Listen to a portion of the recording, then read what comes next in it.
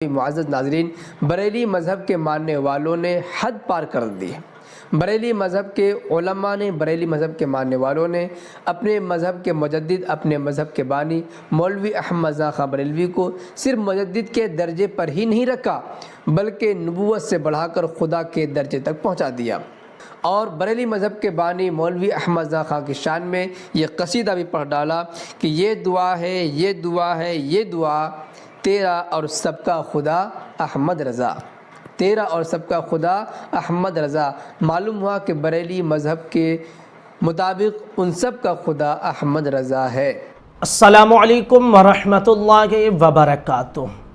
بریلوی لوگ یعنی سنی لوگ امام احمد رضا خان فاضل بریلوی کو اپنا خدا مانتے ہیں، اور اس کی دلیل یہ ہے کہ ایک بریلوی شاعر نے امام احمد رضا کی شان میں قصیدہ لکھا اور یہ پڑھا، یہ دعا ہے، یہ دعا ہے، یہ دعا تیرا اور سب کا خدا احمد رضا۔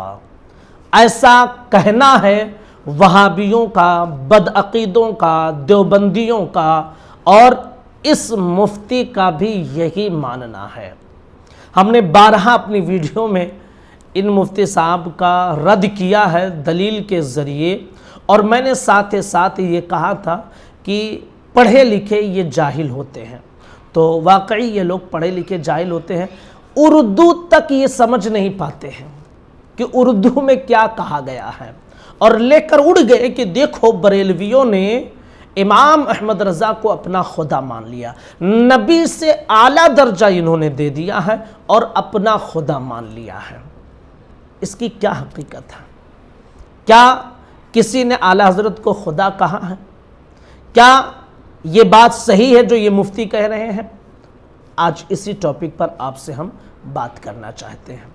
سنیے، اعلیٰ حضرت علیہ الرحمت والرضوان کے شان میں ایک قصیدہ لکھا گیا، اور اس کا اگلا اور پچھلا سب نے چھپا دیا، اور یہ جناب بھی مفتی جو علماء حق، علماء دیوبند کا نعرہ دیتے ہیں، ایسے حق لوگ رہتے ہیں کہ کسی کی لکھی ہوئی بات کو چھپا دیں۔ چور ہو، چور ایک نمبر کے، اور علمی چور ہو تم لوگ، جی ہاں علمی چور، اور ایک نمبر کے ڈاکو ہو، عبارتوں کو کھا جاتے ہو، عبارتوں کو حذف کر دیتے ہو، اور ایک نمبر کے ان پڑھ جاہل اور پڑھے لکھے جاہل بھی ہو، اپنے آپ کو مفتی کہتے ہو، اردو نہیں سمجھ پاتے ہو۔ سنیے انہوں نے کیا شعر لکھا ہے، پہلے پیچھے سے سنیے پھر آگے سے سنیے۔ دراصل ایک پورا کلام ہے جس میں یہ لکھا ہوا ہے کہ تیرا ہمسر زیر قدرت ہے مگر ہم زماں ہرگز نہ تھا احمد رضا، یہ دعا ہے، یہ دعا ہے، یہ دعا تیرا اور سب کا خدا احمد رضا، تیری نسل پاک سے پیدا کرے کوئی ہم رتبہ تیرا احمد رضا۔ اب یہ دعا ہے، یہ دعا ہے، یہ دعا، اس کا تعلق کس سے ہے؟ تیرا اور سب کا خدا احمد رضا۔ پھر اس کا تعلق کس سے ہے؟ تیری نسل پاک سے پیدا کرے کوئی ہم رتبہ تیرا احمد رضا۔ اب اس کی تشریح آپ سن لیجئے۔